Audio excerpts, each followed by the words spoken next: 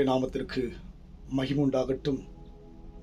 கடந்த 10 நாட்களாக நாங்கள் இந்த இடத்திலே கடந்து வந்து தேவனுடைய கிருபையை உணர்ந்தோம்.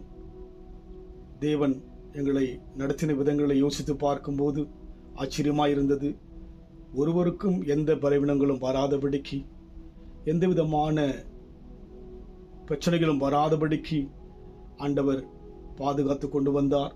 அதனால் என் தேவனை நான் ஸ்தோத்திரிக்கின்றேன். அன்றைக்கு எப்படியாக இஸ்ரவேல் ஜனங்களோடு கூட கர்த்தர் மேக ஸ்தம்பத்திலும் அக்கினி ஸ்தம்பத்திலும் இருந்தாரோ, அதுபோல நாங்கள் கடந்து போன எல்லா பாதையிலையும் தேவன் எங்களோடு கூட இருந்தார். அதை ஒவ்வொருவரும் அறிந்தார்கள். நானும் தனிப்பட்ட முறையிலே அதை உணர்ந்தேன். காரணம், நம் மீட்பர் உயிரோடு கூட இருக்கிறார். வேதத்திலே சங்கீத புத்தகம் 22 சங்கீதம் 24 சொல்லப்படுகிறது, உபத்திரப்பட்டவருடைய உபத்திரவத்தை தேவன் அற்பமாய் எண்ணாமலும் அருவருக்காமலும் தம்முடைய முகத்தை மறைக்காமலும் அவர்களுக்கு வெளிப்படுகின்ற தேவனாக சொல்லப்படுகிறது. தேவனுடைய முழுமையான குணத்தை தேவ ஜனங்கள் அறிவதுதான் நம் வாழ்க்கையிலே ஒரு சிறந்த காரியமாய் இருக்கிறது. உண்மையாகவே அவர் யார் என்றால், உபத்திரப்படுகிற எந்த மனிதனையும் பார்த்து அற்பமாய் எண்ணாதவர். அதை என் வாழ்க்கையிலே நான் பார்த்திருக்கிறேன். என்னை அநேகர் அற்பமாய் எண்ணினார்கள். ஆனால் தேவனோ என்னை அற்பமாய் எண்ணாதபடிக்கு என்னை இதுவரைக்கும் நடத்தி கொண்டு வந்தார். இரண்டாவதாக, உபத்திரப்படைய உபத்திரவத்தை அவர் அற்பமாய் எண்ணாமலும் அருவருக்காமலும் என்று சொல்லி பார்க்கிறோம். தேவன் அருவருக்காதவர். உலகத்தில் ஒவ்வொருடைய வாழ்க்கையிலேயும் அருவருக்கத்தக்கதான சோதனைகள் கடந்து வரும். என் வாழ்க்கையிலே அற்பமாய் எண்ணப்பட்ட காலங்கள் வந்தது, அருவருக்கப்படுகின்ற நேரங்கள் வந்தது. ஆனால் தேவனை நோக்கி நான் பார்த்தபோது அவர் என்னை அற்பமாய் எண்ணினதே கிடையாது. இரண்டாவது, என்னை அருவருத்ததே கிடையாது. அவர் அற்பமாய் எண்ணியிருந்தால், என்னை அருவருத்திருந்தால் நான் ஊழியம் செய்திருக்க முடியாது. தேவனுடைய சொல்லி முடியாத ஈவுதான் இதுவரைக்கும் தேவனுடைய பணியை செய்யும்படியாக ஆண்டவர் பாராட்டின கிருபை நான் எண்ணுகிறேன்.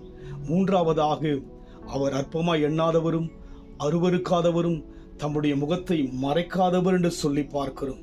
இந்த உலகத்தில் நம் வாழ்க்கையிலே அநேக நேரங்கள் உபத்திரம் வந்துவிட்டால், வேதனை வந்துவிட்டால், பிரச்சனை வந்துவிட்டால் அநேகர் முகத்தை மறைத்து விடுவார்கள்.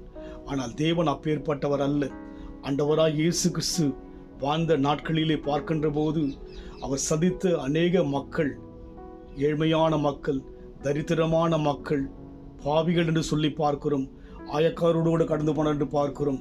சமாரியா, யூதரோடு கூட சம்பந்தம் கலந்து கொள்ள முடியாத சமாரியாவுக்கு கடந்து போனார் என்று பார்க்கிறோம். யூதர் பார்வையிலே சமாரியர்கள் அற்பமாய் எண்ணப்படுகிறவர்கள். ஆனால் தேவனோ அந்த இடத்தில் கடந்து போய் அங்கே காரியங்கள் யோவானிலே வாசிக்கிற வண்ணமாக சம்பவங்கள் நடப்பதை நாம் பார்க்க முடியும். அதனால் இன்றைக்கு ஒன்றை நீங்கள் நினைவில் கொள்ளுங்கள், தேவன் உங்களையும் என்னையும் நம்மையும் அற்பமாய் எண்ணாதவர். இரண்டாவதாக, அவர் அருவருக்காதவர். மூன்றாவதாக, தம்முடைய முகத்தை மறைக்காத தேவனாயிருக்கிறார். யோசித்து நம் தேவனையே சார்ந்து வாழ்வும். ஒரே ஒரு வாழ்க்கைத்தான். தேவனுக்காக வாழ நம்முடைய முழுமையான மனதை ஒப்புக் கொடுக்கும் போது தேவனுடைய இந்த தொடுதலை நம் வாழ்க்கையில் அனுபவிக்க முடியும். ஆண்டவரை ஏற்றுக்கொண்டு 40 வருஷம் ஆகிறது.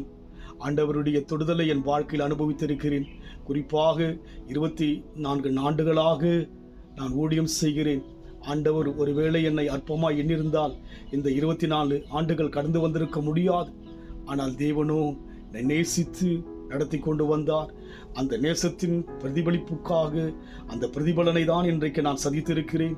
அவருடைய சொந்த தேசத்திலே அவர் உலாவின, அவர் நடந்த இந்த புண்ணிய தேசத்துக்குள்ளாக எங்கோ இருந்த என்னை ஒரு அருமையான தேவனுடைய மகனாகிய தேவனுக்குள்ளாக ஆண்டவரை ஏற்றுக்கொண்ட ஒரு அருமையான தம்பியின் மூலமாக இந்த இடத்துக்கு கடந்து வந்திருக்கிறேன். அவர் அற்பமாய் எண்ணிருந்தால் இந்த இடத்துக்கு நான் வந்திருக்க முடியாது. தேவன் என்னை அருவருத்திருந்தால் இந்த இடத்துக்கு நான் வந்திருக்க முடியாது. அவர் முகத்தை என் வாழ்க்கையில் மறைத்திருந்தால் இந்த இடத்துக்கு வந்திருக்க முடியாது.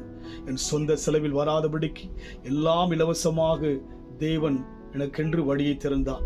அதனால் உங்கள் வாழ்க்கையில் கூட ஆண்டவரை யோசிக்கும் போது என்னை யார் வேண்டுமானாலும் அற்பமாய் எண்ணலாம், இயேசு என்னை அற்பமாய் எண்ணவில்லை என்று நீங்கள் நம்புங்கள். இரண்டாவது, என்னை யார் வேண்டுமானாலும் அருவருக்கலாம், என் இயேசு என்னை அருவருக்க மாட்டார் என்று நாம் நம்புவோம். மூன்றாவதாக, யார் வேண்டுமானாலும் முகத்தை மறைக்கலாம், இயேசு முகத்தை மறைக்காதவர் என்று சொல்லி நீங்கள் நம்புங்கள். கர்த்தர் அதற்குரிய பிரதிபலனை உங்களுக்கு இன்றைக்கும் கொடுக்க வல்லவராயிருக்கிறார். அன்பின் ஆண்டவரே, இந்த வேலைக்காக நன்றி செலுத்துகிறோம். இயேசுவே, இத்தனை ஆண்டுகளாய் உம்மை பார்த்து ஆண்டவரே வாழ்ந்தபோது அநேகருடைய ஆண்டவரே காரியங்களை நான் பார்த்திருக்கிறேன். என்னை அருவருத்ததை பார்த்திருக்கிறேன், என்னை அற்பமாய் எண்ணினதை பார்த்திருக்கிறேன், முகத்தை மறைத்ததை பார்த்திருக்கிறேன். நீரோ என்னை ஏற்றுக்கொண்ட நாள் முதல் ஆண்டவரே என்னை அற்பமாய் எண்ணாமலும் அருவருக்காமலும் உடைய முகத்தை மறைக்காமலும் இதுவரைக்கும் தாங்கினதற்காய் நன்றி. அதே போல் ஒவ்வொரு தேவ ஜனங்களையும் அற்பமாய் எண்ணாதவர், அருவருக்காதவர், உடைய முகத்தை மறைக்காதவர் என்று வேத்து மூலமாக விளைக்கினபடினால் சோத்திரம் ஐயா. ஒவ்வொரு தேவ ஜனங்களையும் ஆசீர்வதிங்க. குறிப்பாய் கர்த்தாவி, எங்கள் யாவரையும் இத்தனை நாட்களாக இந்த தேசத்திலே கொண்டு வந்து நலத்தோடும் சுகத்தோடும் பலத்தோடும் ஆண்டவரை நடத்தினதற்காய் நன்றி கர்த்தாவி. இந்த ஆண்டவரே காரியத்தை தாங்கின அருமையான குடும்பத்துக்காக, சகோதரருக்காக, சகோதரிக்காக, அவருடைய ஆண்டவரே பிள்ளைகளுக்காக நன்றி செலுத்துகிறோம் ஐயா. அவளை மென்மேலும் ஆசீர்வதிங்க ராஜா. ஆண்டவரே, அதோடு மாத்திரமல்ல, அதை கேட்டுக்கொண்டிருக்கிற ஒவ்வொரு தேவ ஜனங்கள் குடும்பங்களை ஆசீர்வதிங்க இயேசுவின் நாமத்தில் பிதாவே, ஆமீன். கர்த்தர் ஆசீர்வதிப்பாராக. God bless you.